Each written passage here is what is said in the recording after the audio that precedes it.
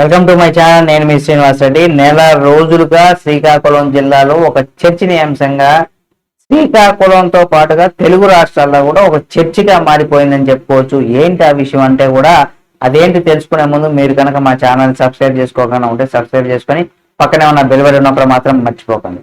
ఇక నెల రోజుల నుండి కూడా మనం చూసినట్లయితే తెలుగు రాష్ట్రాల్లో ఒక చర్చనీయాంశంగా మారిపోయిన వార్త ఏదైనా ఉందంటే ఎమ్మెల్సీ దువ్వాడ శ్రీనివాస్కు సంబంధించినటువంటి వ్యవహారం.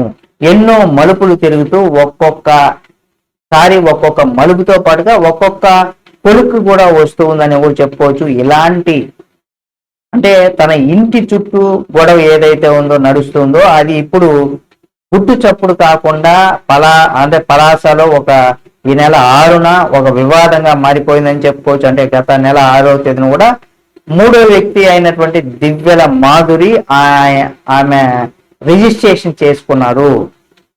ఏంటి రిజిస్ట్రేషన్ చేశారు ఏమనేది కూడా మనం చూసినట్లయితే దీంతో పాటుగా శనివారం ఆమె ఇంటి మేడ బాల్కనీ పైన అంటే మన దువ్వాడ శ్రీనివాస్ వాళ్ళ ఇంటి మేడ పైన కూడా మాధురి ఉండడం చూసినటువంటి దువ్వాడ వాణి అక్కడకు వెళ్ళి హడావిడి చేశారు. ఆ ఇంట్లోకి వెళ్లేందుకు శుక్రవారం న్యాయస్థానం తనకు అనుమతించిందనేసి ఇంతలోనే రిజిస్ట్రేషన్ ఎలా చేశారని కూడా అది చెల్లదంటూ కూడా మాధురిని నిలదీస్తూ ప్రయత్నం చేశారు.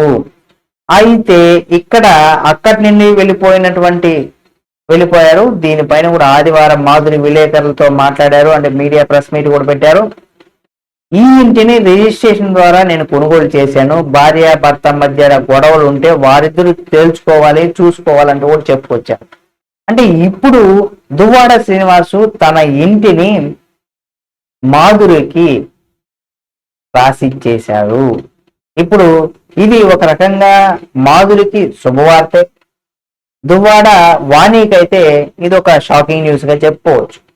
అయితే దీనికి సంబంధించి కూడా న్యాయపరంగా మనం చూసినట్లయితే ఏం జరుగుతుంది ఏమనేది కూడా మనం ఎప్పటికప్పుడు దీనికి సంబంధించి మరిన్ని అప్డేట్లు మీ ముందుకు తీసుకొస్తాం. మా ఛానల్ సబ్స్క్రైబ్ చేసుకొని పక్కనే ఉన్నటువంటి బెల్ బటన్ ఒకటి మాత్రం మర్చిపోకండి.